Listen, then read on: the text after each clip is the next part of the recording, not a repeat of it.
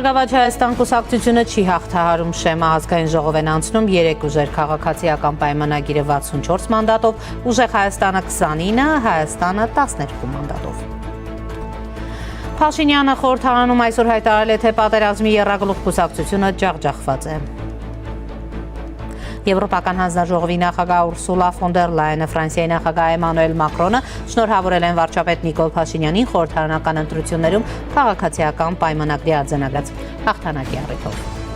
Բարև ձեզ, դուք դիտում եք առաջին լրատվականը, ես Սիրանույշ Պապյանն եմ, այսօր հունիսի 8-ն է, երկուշաբթի։ Ուղիղ եթերում քննարկում ենք անցնող ժամերի կարևորագույն իրադարձությունները։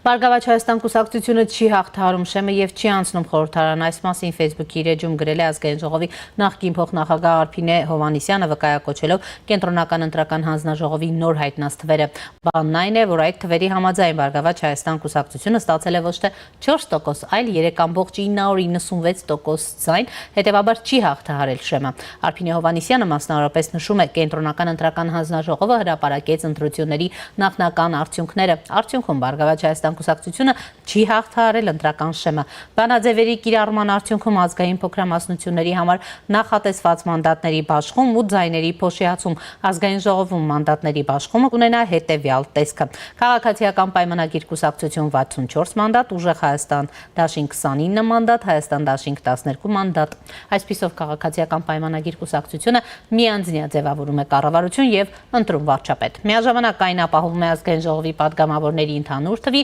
3/5-ի մեծամասնությունը, ինչը հնարավորություն է տալիս ընդունել սահմանադրական օրենքներ եւ ընտրել մի շարք կարևոր պաշտոնատար անձանց, սակայն այն չի ապահովում падգամավորների ընդհանուր թվի 2/3-ի աջակցությունը, հետեւաբար չունի սահմանադրության փոփոխությունների համար անհրաժեշտ սահմանադրական մեծամասնությունը, պակասում է 6 ձայն։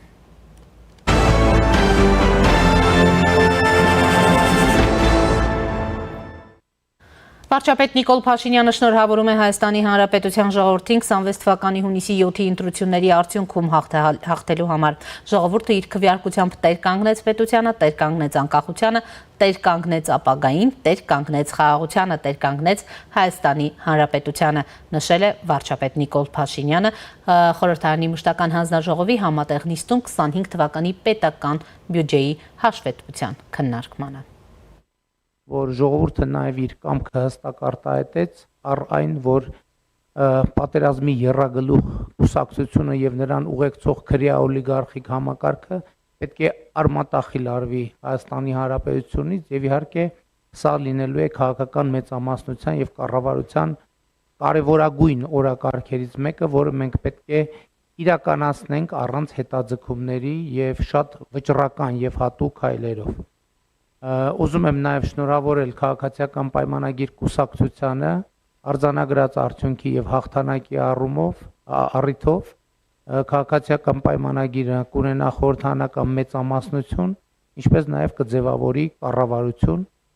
եւ առաջիկա ամիսներին մենք այդ թեման քննարկելու հնարավորություն կունենանք, իսկ այսօր այստեղ եմ հարգելի գործընկերներ 2025 թվականի պետական բյուջեի կատարման հաշվետվության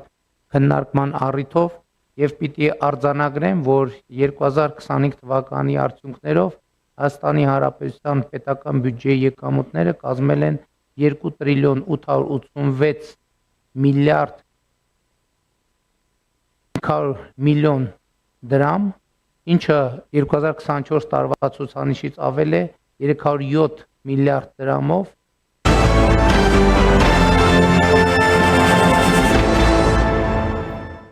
Ֆրանսիայի նախագահ Էմանուել Մակրոնը շնորհավորել է Նիկոլ Փաշինյանին 26 թվականի խորհրդարանական ընտրություններում արձանագրած հաջողության առիթով։ Սրտանց շնորհավորում եմ ձեզ, հարգելի Նիկոլ Փաշինյան, օրենսդրական ընտրություններում այս համոզիչ հաղթանակի կապակցությամբ ուրախ եմ շարունակել աշխատել ձեզ հետ, մեր ժողովուրդների շահերին ծառայող համագործակցությունն էլ ավելի ամրապնդելու, խաղաղությանն ու Հայաստանի ինքնիշխանությանը աջակցելու, ինչպես նաև Եվրոպայի հետ մերձեցման գործընթացի թափը ուժեղացնելու համար։ X-ի իր էջում գրել է Ֆրանսիայի նախագահը։ Եվրոպական հանձնաժողովի նախագահ Ուրսուլա ֆոն դեր Լայենն էլ է շնորհավորել Հայաստանի վարչապետ Նիկոլ Փաշինյանին խորհրդարանական ընտրություններում քաղաքացիական պայմանագրի արձանագրած հաղթանակի առիթով 18 թվականին ձեր գլխավորած Թավշյա հեղափոխության ոգին կենթանի է եւ առողջ մենք խորապես գնահատում ենք մեր գործընկերությունը ժողովրդավարական Հայաստանի հետ, որն ավելի ու ավելի է մոտենում Եվրոպային։ Հայաստանը կարող է հույս դնել մեզ վրա, X-ում գրել է Եվրոպական հանձնաժողովի նախագահը։ Ավելի վաղ էլ Կոբախիձեն ու Տոկաևն էին շնորհավորել Նիկոլ Փաշինյանին։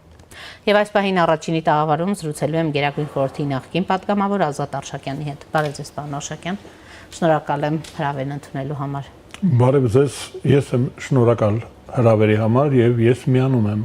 Հայաստանի Հանրապետության ժողովրդին, Հայաստանի Հանրապետության քաղաքացիներին շնորհավորող խմբին։ Ես էլ եմ շնորհավորում։ Դա չափազանց կարևոր, շատ կարևոր բան էր դա։ Պարոն Արշակյան, ինչ տեղի ունեցավ եւ որքանով էին արդյունքները գոհացնող, թե լուրջ մտահոգությունների առիթ են տվել, համեցեք։ Մենք պետք է արձանագրենք հայ ժողովրդի առանձնահատկությունը ընդհանրապես գիտեք մակընթացության եւ տեղատվության ռեժիմը կա քաղաքականության մեջ 2018 թվականի հեղափոխությունը 8 տարի իշխելուց հետո պետք է հետ քաշվեր հակահեղափոխությունը պետք է գար իշխանության կամ ռեֆորմատորները եւ ռեակցիոներները այսինքն իրենց հերթներ ըստ տրամաբանության համաշխարհային փորձ այդպիսի պատմություն ունի, ծանոթ ենք մենք դրան, այսինքն ես ինքս լուրջ տագնապներ ունեի, անհանգստացած էի, մտածում էի, որ ռեակցիան հաղթելու է, նրանց հերթն է հիմա։ Անկախ նրանից մենք ինչ հաջողություններ ունեինք մենք, բոլոր նրանք, ովքեր որ աջակցել են հեղափոխությանը, ովքեր որ կողմնակից են եղել բարեփոխումներին եւ հիմա արդեն նորաձև դարձած անկախությանը, հիշում եք, չէ, արդարությունն էր Հայաստանի Հանրապետության այդ հեղափոխության գլխավոր լոզունգների մեջ գրված էր ոչ թե անկախություն, այլ արդարություն։ Հիմա արդեն խոսվում է բարձրաձայն, խոսում է անկախության մասին։ Այսինքն իմ մոտեցումը այդպիսին է, որ Հայաստանում հետադիմությունը երկրորդ անգամ պարտվեց, երկրորդ պարտություններ, հիմա դուք պետք է ասեք, բա դու ուրիշ կարծես, թե չգիտեմ, հա, ես այդ հեղափոխության կուրսի կիսապաշտպանն եմ եղել, ֆուտբոլային տերմինով ասած, մենք մի թիմում ենք եղել, կար հակառակորդի թիմը և մեր թիմում հանուն հանրապետության կուսակցությունը եւ իր համակիրները, ես որպես աջակից եւ թիմակից, ես համարել եմ, որ մենք ուսեք ասել, մենք աջ հարցակվողն էինք, մենք դիրքապահ էինք։ Ես այդպես եմ պատկերացրել մեր պայքարը, այս մի ամսվա։ Մենք պայքարել ենք պահպանելու համար ձեռք բերածը, այդ չհանձնել։ Տեսեք ինձ հիմա դուք էլ երևի պետք է հարցնեք, ասեք, բա ձեր ստացած թվերը, բա ձեր շահը եւ այլն։ Ես ասում եմ, մենք շահել ենք։ Մենք պահեցինք, կուրսը ապահովեցինք։ Մեր օրակարգում հիմա Հայաստանի Հանրապետության ազատ արդար Հայաստանը դարձել է ազատ անկախ Հայաստանը։ Այսինքն մենք մեծ բաժին ունենք այդտեղ, մենք օրակարգ ենք ձևավորել։ Ես հիմա ուզում եմ շատ կարճ ասել, գեցե Տիգրան Խզմալյանը, որ օրակարգ բերեց Եվրոմիության համար համագործակցության համար ստորագրահավաքը, դուք պատկերացնում եք, իսկ մենք արդեն այդ ստորագրահավաքի գլխավոր դրոշակակիրն ենք եղել, մենք մտցրել ենք օրակարգ, որ դուրս չենք գալու այդ ուղուց։ Տեսեք, ինձ որ ասում են, բա թվեր, բա չէր ուզում, պատգամավոր դառնայիր, գեներալ դառնայիր, ռայկոմի քարտուղար դառնայիր։ Հա, բայց դա ինչ բան է, եթե դրված է այսպիսի կարևոր հարց մեր ժողովրդի առաջ մենք կարծում եմ, որ առաջընթաց ապրեցինք։ Ես դրա համար շնորհավորում եմ ձեզ եւ մեր համակիրներին մեծ հաջողություններ, որ մենք չհանձնվեցինք, չհանձնեցինք, թույլ չտվեցինք, որ հակառակորդը գրավի մեր նվաճած դիրքերը։ Ես համարում եմ, որ մենք մեր այդ կուսակցության պայքարը շատ արդյունավետ է եղել։ Բայց ընդդիմափոխության գաղափարը, որը դուք օրակարգ եք վերել, կյանքի չկոչվեց։ Ընդդիմափոխություն խորհրդարանում մեծաշով տեղի չի ունենա։ Այնինչ ես ներկայացրի, թե որ քաղաքական ուժերն են անցել, պարոն Մաքսիմում ծրագիրը։ Այդ կազմով հնարավոր է ընդդիմափոխություն ակնկալել, չգիտեմ։ Տեսեք, դա շատ դուք հիմա կա նաև քաղաքական ինտրիգ։ Իսկապես պետք է ընդդիմափոխություն տեղի ունենար։ Դա մաքսիմում ծրագիրն է։ Դա ընդհանրապես իդեալական բան կլիներ, բայց կան հակառակորդը գործում է մեր տարածքում։ Մեր թիկունքում գործում է հակառակորդը։ Թույլ չտվեցին, որ ընդդիմափոխություն տեղի ունենա։ Այսինքն մենք կռվել ենք երկու ճակատում, եւ ներքին ինտրիգանների դեմ, եւ դրսից այդ դիվերսանտների դեմ։ Պատկերացնում եք, մեր թիկունքը անապահով էր եւ ես որ ասում եմ որ մենք դիրքապահ էինք, մենք նաեւ թիկունքն էինք ապահովում շարժման։ Մենք քաղաքացիական պայմանագրից չենք, ես որ ասում եմ կիսապաշտպան, ես այդ տերմինը շատ ընդարձակ իմաստ, շատ հարցեր կան, որ մենք համաձայն չենք քաղաքացիական պայմանագրի հետ։ Մենք չենք աջակցում նրան այդ հարցերում, օրինակ այդ пассив եվրոինտեգրման հարցում մենք կարծում ենք որ պետք է ավելի ակտիվ լինի մեր քաղաքականությունը դեպի Եվրոպա, ավելի ակտիվ լինի անկախացման ծրագիրը, ավելի վճռական պետք է լինի։ Մենք կողմ ենք որ սահմանադրությունը շուտ նախ ներկայացվի եւ դրվի հանրաքվեի, մենք կողմ ենք որ ընտրությունների մասին օրենք այս խայտարակ օրենքը փոխվի, կենտրոնական ընտրական հանձնաժողովի մասին օրենքը ուղղակի 3 չի առաջ օրը դա ցույց տվեց թե ինչքան անողնաշար է կենտրոնական ընտրական հանձնաժողովը, ուղղակի կարիկատուրա։ Պատկերացնում եք դիմորդը բողոքող ասում է որ մրցակցություն չկա, ընտրակաշարքներ են զանգվածային, ասում է թուղթ բերեք, տեղեկանք բերեք ժեկից։ Կենտրոնական ընտրական հանձնաժողովի ֆունկցիան դա է ապահովել մրցակցային ազատ արդար թափանցիկ ընտրություններ, դրանք շատ լուրջ արտաքինով, իմիջիալը շատ լուրջ չէին։ Արտաքինով էլ լուրջ չէին, նրանց արտաքինը լուրջ չէր։ Ասում են տեղեկանք բերեք, ասում են դուք դիմեք տեղեկանքը կստանաք, ասում է չէ, գործի եք դնում մեզ։ Մի գործի մի դրեք, կենտրոնական ընտրական հանձնաժողովը իր լուր աշխարհի եւ հայ ժողովրդի ասած, մեր տեղից մեզ մի շարժեք։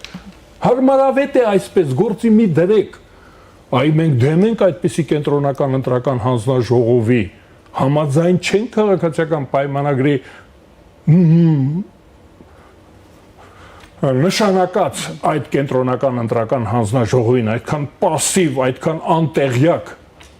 այդքան օտար կենտրոնական ընտրական հանձնաժողովի համաձայն չենք։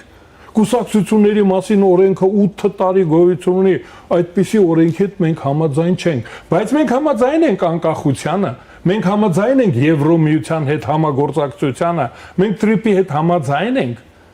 մենք ժողովրդավարացմանը համաձայն ենք, մենք համաձայն չենք, որ հանցագործները անպատիժ են մնում, խոստումներից անցնել է պետ գործի, համաձայն չենք, այ կիսապաշտպանությունը, իմացաք, ինչի մենք ուզում ենք, մենք գիտենք մեր ռեսուրսները, մենք գիտենք ում հետ գործ ունենք, այ մենք խորհրդակցել ենք հանուն հանրապետության կուսակցության ներսում,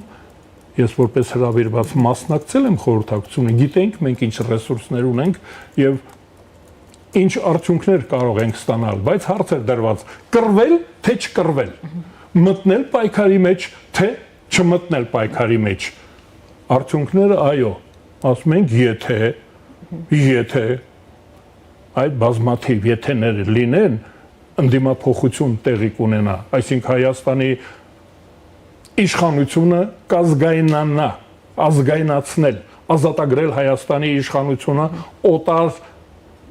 երկրների շահերին սպասարկող ուժերից։ Մենք դա ենք ընդդիմություն, որ ասելով մենք հակապետական ընդդիմությանը նկատի ունենք, ասում ենք, որ հարկավոր է ազատագրել, ազգային ժողովը ազատագրել օկուպանտներից։ Ինչ որ չստացվեց, գոնե չհանձնեցինք։ Ես ինչու եմ հիմա շնորհավորում եւ հաջողություն եմ համարում, որ մենք օրակարգ բերեցինք բացախոսությունը, լյուստրացիա արեցինք։ Մեր գործը դա էր, անել լյուստրացիա եւ գրոհել հակառակորդի դիրքերի վրա, չհանձնել սեփական դիրքերը։ Մենք ընդդիմափոխություն չկարողացանք անել, բայց մենք կարողացանք օրակարգը փոխել։ Եվ ես գոհ եմ, ինչ որ արել ենք, ստացվել է, ինչ որ իմաստով ես հասկացա ձեր ասածի մեջ, երկար ստացվեց, այս մենախոսություն չհամարենք, հա իհարկե անձնազոհության բան կար, մենք դա գիտեինք։ Մենք գիտեինք, որ մենք շատ ծանր գործի մեջ ենք մտնում ու մեծ տրավմաներ ենք ստանալու, մենք ծանր հակահարված ստանալու ենք, գիտեինք։ Վարչապետ Նիկոլ Փաշինյանը խորհրդարանում շնորհավորեց հայ ժողովրդին, նաև նշեց, որ պատերազմի եռագլուխ կուսակցությունը ջախջախված է։ Գիտեք, երեկ էլ էր հայտարարություններ անում, այսինքն կեսգիշերից հետո այսօր հայտարարություններ էլ դարձյալ անում եւ նորից մեծ հաշվով խոստումներ էին տրվում առայն պարոն Արշակյան, որ այդ եռագլուխ ուրեմն ուժ կասենք, ուժեր կասենք, եռագլուխ հրեշ կասենք, չգիտեմ, ինչ որ կասենք, բայց ըստ էության դրանց վերջը գալու է առաջիկա 5 տարիների ընթացքում օրինակ խոստանում է Ծառուկյանի ուրեմն Սարի գլխին ուրեմն տեղակայված տունը վերցնել եւ տալ ծերերին եւ նաեւ ասաց, որ հայ ժողովուրդը պատերազմի եռագլուխ կուսակցությունը թույլ չի տալու այսպես ասած թպրտալ։ Սրանք լոկ հայտարարություններ են, քանի որ դուք էլ ասացիք, որ այդ բացահայտումների մասով ունեք, այդ կիսապաշտպանի դերում եք, ունեք մտահոգություններ, համաձայն չեք եւ այլն։ Հիմա երբ այսպիսի նաեւ հայտարարություններ են հնչում, ինչ ակնկալել, պարոն Արշակյան, որովհետև հիշում եք նաև Ռոբերտ Քոչարյանին ուղղված այս վերջին շաբաթներին շատ հասցեական էին եւ ուրեմն ինչպես ինքն էր ասում կալուգացի օլիգարխին Սամվել Կարապետյանի նկատի ունենալով մենք ըստ էության ինչի ում հետ գործունեի եւ Ծառուկյանին հիմա այդ ուժերից երկուսը խորհրդարանում հայտնվեցին կարողանալու են իրենց պաշտպանել չեն կարողանալու իշխանությունը շատ ավելի ռադիկալ է տրամադրված լինելու այդ հանցագործությունները բացահայտելու, թե ոչ, թե ուղղակի սրանք խոստումներ էին, որոնք ականջահաճո էին։ Դա ընդհանրապես քաղաքական օրակարգից պետք է դուրս եկած լիներ 10 տարի առաջ կամ 8 տարի առաջ, 7 տարի առաջ պետք է օրակարգից դուրս եկած լիներ։ Դրանով պետք է զբաղվեին իրավապահ մարմինները։ Այդ մարդկանց անուն ազգանունները պետք է միայն այդ քրոնիկայում լինեին։ Պերիդաչի ստացան, տեսակցության գնացին, թե չգնացին։ Առողջությունները բանտային պայմաններում լավացել են, թե վատացել են։ Այսինքն դա պետք է լիներ ու այդ անկյունում լուսանցքում պետք է գրվեր դա։ Ես համարում եմ, որ սև էջն է այդ հեղափոխության թավշա, մապշա, մուրճ, մանգաղ, այդ ինչ որ կա, ինչ որ հիմա վերագրում է իրեն քաղաքացիական պայմանագիրը, սև գույնի կամ գորշ գույնի, ինքը դրանք սև ու սպիտակ ունեն, մի հատ էլ գորշ կա իրենց չարածների մասին, բա այսօր Հայաստանի Հանրապետության ազգային ժողովում լինեն ապազգային քաղաքական ուժեր, դրոշակը ձեռքներին ուսադիրները իրենց վրա մունդիրով մարդիկ հակապետական, հակաժողովրդավարական, հակաազգային քաղաքական ծրագիր ունեցողը մասնակցել է ընտրություններին օտար այլազգի ասեմ, հա քաղաքական անձնագիրը այլազգի, մի քիչ ուրիշ ձևով ասենք էլ այլազգի հատուկ ազգեր կան էլի մեզ մրցակից դրանց անձնագրով եկել խցկվել են ազգային ժողով իրենց գործընկերն են, քաղաքացիական պայմանագրի գործընկերը այսօր նրանք են ազգային ժողովում։ Ես որ ասում եմ ընդդիմափոխություն, դա նաև դա էր նշանակում, որ արժանապատվության խնդիր կա, ում հետ ես դու աշխատում, ով է քո գործընկերը, ոնց եք թույլ տվել, որ նրանք հասնեն ազգային ժողով, ու այսօր նորից էլի 8 տարի սպասենք, որ հաջորդ անգամ էլ ասեք, փակեք դրանց, այդ մուրճը պահեք, վերացրեք Հայաստանում չի կարելի այդ մուրճու մանգաղը պատտել, գերանդին, գերանդին, մանգաղ չէ, մուրճն ու գերանդին հանեք, պահեք, մարդկանց բերդ ուղարկեք, մաքրեք քաղաքական դաշտը, քաղաքական կյանքը մաքրեք, ապա քաղաքական ուժերից պետք է մաքուր լիներ, ազգային անվտանգությունը կարևոր է, մաքրեք, օրակարգ բերեք զարգացումը, օրակարգ բերեք կրթության մասին օրենքները, առողջապահության մասին օրենքները բերեք, կենտրոնական ընտրական հանձնաժողովի մասին օրենքը բերեք, քննարկենք, տեսնենք ավելի մեծ լիազորություններ պիտի տրվի կենտրոնական ընտրական հանձնաժողովին, քան դա պետք է գլխավոր օրգանը լինի, մարմինը լինի, որը որ կարգավորում է ժողովրդավարությունը։ Բաչիկ հիշում է 96 թվականին գրոհեցին, ինչը գրոհեցին, կենտրոնական ընտրական հանձնաժողովն է, բայց դուք բերել եք կենտրոնական ընտրական հանձնաժողով, որ ասում է մեզ գործի մի դրեք, մի աշխատացրեք մեզ,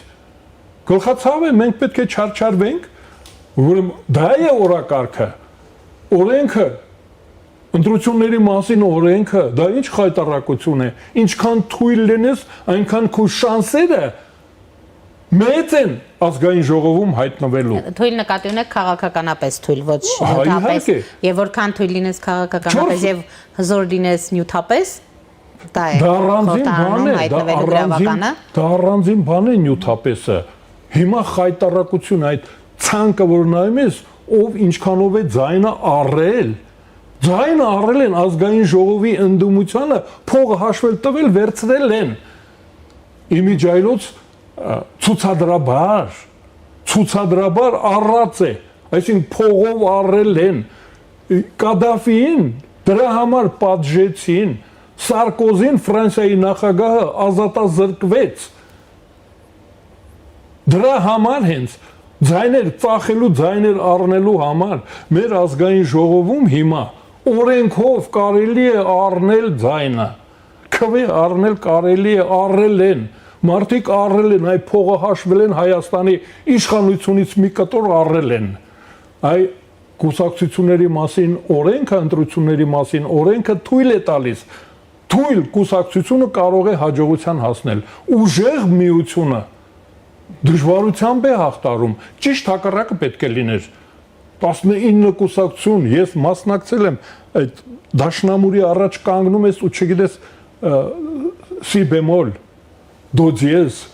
նայում ես, դա ինչ է, 3 կուսակցություն, թող միավորվեն,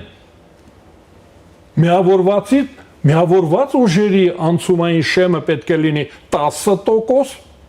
ես պայմանական եմ ասում թևը, իսկ առանձինինը 20%, եթե որևէ կուսակցություն մեծամտորեն համարում է, որ ինքը մենակ կարող է դառնալ իշխանություն Հայաստանում, ուրեմն նա պետք է 20% ձայն կամ 30% ձայն հավաքի միայնակը, իսկ խումբը, նրանք ովքեր որ արդեն ցույց են տալիս, որ կարող են համագործակցել փոխզիջումների գնալ եւ ունենալ մասնաճյուղեր, ասենք 3000 մասնաճյուղ ունենան, դա պետք է լինի, այդ տեսնում եք ինչ օրակարգ ունենք մենք պետականաշինության, բայց մտածել են սրան քրեական օրենսգրքի որ հոդվածը ոնց է խախտել, այսինքն բոլորս դատախազ ենք, քննիչ ենք, հակակոռուպցիոն այդ ինչերն ենք, վերահսկիչներն ենք, բոլորս ազգովի դարձել ենք փաստաբան, քննիչ, դատախազ, փաստաբան, ամեն ինչ գիտենք, մեր ինչին է պետք դա, բերդ ուղարկեք, պրծեք, զբաղվեք քաղաքականությունով, կիսապաշտպանի դիրքերից եմ խոսում ես, այո, ես դեմ եմ, որ նրանք հիմա բանտում չեն, պետք է պատժվեն Հայաստանի Հանրապետության դեմ, Բայց գիտեք նաև հայտարարությունները, որ նստելու են շատ երկար, այդպիսի հայտարարություններ են եղել նախընտրական շրջանում, գիտեք, պարոն Արշակյան։ Դա իրավունք չունեն այդպիսի հայտարարություն։ Դա դատախազը պետք է գա ասի նստացրեցինք, վերջ։ Դատավորներ պետք է ասի կարդացի դատավճիռը, վերջ։ Դա ձեր ինչ գործն է, գնացեք դուք զբաղվեք քաղաքականությունով, մարդիկ հատուկ մենք լուրջ ծառայություններ ունենք, որոնք պետք է նստացնեն։ Դուք պատժիչ եք, դուք նադզիրատել եք, ինչ եք, չեմ հասկանում։ Դա է վատը։ Հայտարարություն մի արեք, դուք ձեր գործ արեք, ամեն մարդ թող իր գործ անի։ Դուք ձեր գործ ունեք, օրենքներ ընդունեք, երկիրը արդյունավետ կառավարեք։ Իսկ պատժիչ օրգանները, մարմինները թող պատժեն, թող գնան իրենց գործն են, լավ չեն աշխատում, հեռացրեք։ Այնպիսի պատժիչ մարմիններ ձևավորեք, որ պատժեն իրենց գործ անեն, թե չէ նրանք կարծես թե սպասում են, որ հեռահանք տան, հեռախոս, թե մուրճով, ինչով, մահակով, ինչով են նրանց աշխատացնում, չգիտեմ, ինչի նրանք նստած չեն, ոնց կարող է պատահել, նրանք դրսում լինեն։ Դե մասնակցեն ընտրությունների նկատմամբ։ Երկրի ղեկավարն է, լեգիտիմ ղեկավարը, ասում է, որ մենք ձեզ դեռ կնստում, դու ով ես, դու գնա քո գործն արա, աղբեր ջան, գնա կառավարի երկիրը, հազարումի հոգս ունենք։ Չէ, բայց ինքն էր խոստացել, չէ՞, պարոն Արշակյան։ Խոստացել էր, գիտեք երբ է խոստացել։ 30 տարի առաջ ես հիշում եմ։ 30 տարի առաջ է Նիկոլ Փաշինյանը խոստացել դա։ Ասել ես ու հասել ես նրան, որ արդեն կարող ես նշանակել անողին։ Ազգային ժողովը քոննա չէ, նշանակի դատախազին, դատավորներին, այդ ԲԴԽ-ներին նշանակեք, թող իրենց գործը անեն։ Հա չէ գնալու դուրը բացեք, փակեք բերթի։ Կարող է մի ազգային ժողովն էլ հերթապահություն նշանակի կլուչնիկների հերթապահություն։ Դա ձեր գործը չի։ Դուք ձեր գործ արեք, թող դատախազը եւ դատավորը իրենց գործը անեն։ Ու հիմա լավ չեն անում, որ նրանք բանտում չեն։ Այս հիմա ասում եմ, լավ չեն աշխատում։ Դատավորները եւ դատախազներն ու քննիչները լավ չեն աշխատում։ Այդ մարդիկ պետք է բանտում լինեին առանց քաղաքական հայտարարության։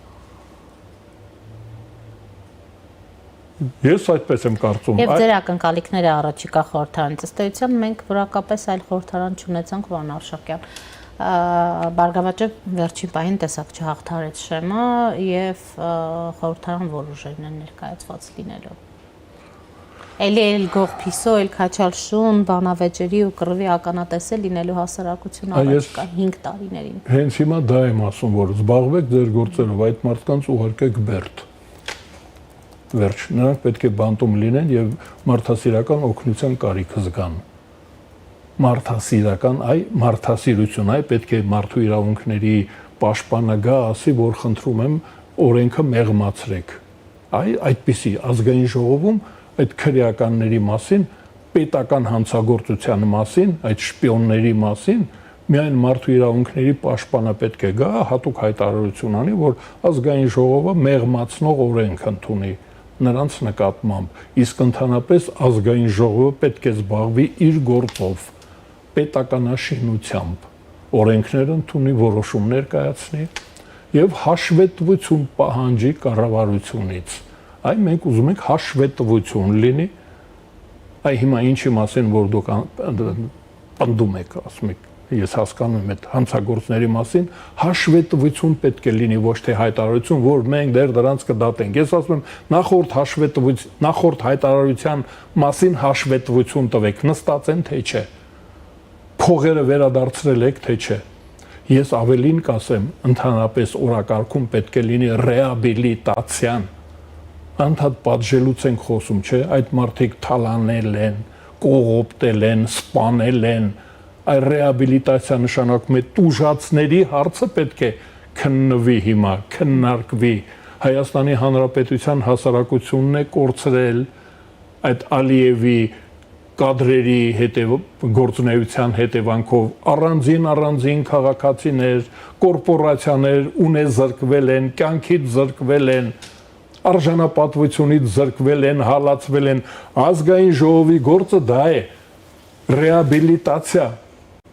արդարացնել, վերականգնել նրանց իրավունքները, այդ զոհվածների իրավունքները պաշտպանել, ունեզրկվածների ունեցվածքը վերադարձնել, այդ թալանը որ ասում են թալանեցին 200 միլիոն, 300 միլիոն դոլար, եվրո ունեն իրենց գրպանում, այդ օթից չեն վերցրել, դա մեր քաղաքացիների ունեցվածքն է, որ ասում է 30 բնակարան ունի քաղաքի կենտրոնում, այդ որտեղից է եկել 30 բնակարանը որտեղից, ուրեմն ինչ որ մեկից խլել են այդ բնակարանը, ուրեմն վերադարձրեք տիրոջը բնակարանը, այ ազգային ժողովի գործը ռեաբիլիտացիան է այսօր, ոչ թե ձեր ասած զազրախոսությունը, դուք այդպես չասեցիք, բայց այդպես իմ գտած տերմինը դա է, զազրախոսության տեղ չի ազգային ժողովը։ Շնորհակալ եմ, պարոն Արշակյան։ Շնորհակալություն հրավերի համար։ Առաջին տարակահվարում զրուցում էի Գերագույն խորհրդի նախկին պատգամավոր Ազատ Արշակյանի հետ։ Այժմ համար այսքանն էինք նախատեսել, հետևեք մեր թողարկումներին, կհանդիպենք։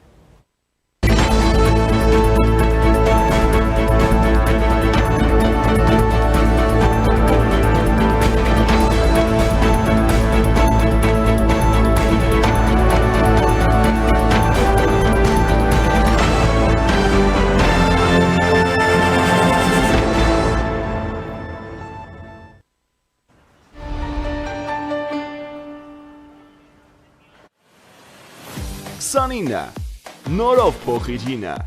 ընտրության անսահման հնարավորությունը քոնն է, իսկ բարձր որակն ու բարձրակարգ սպասարկումը մեր անփոփոխ առաքելությունը։ Իդեալ համակարգն իր 29-ամյակի կապակցությամբ հայտարարում է մեծ ակցիա։ Այսուհետ կատարիր գնումների իդեալ համակարգի խանութ սրահներից եւ յուրաքանչյուր 290,000 դրամ գնումների դիմաց ստացիր 29% զեղչ եւ լրացուցիչ 29,000 դրամի ապրանքներ քո ընտրությամբ։ Իդեալ համակարգ 29 տարի դեպի կատարելություն։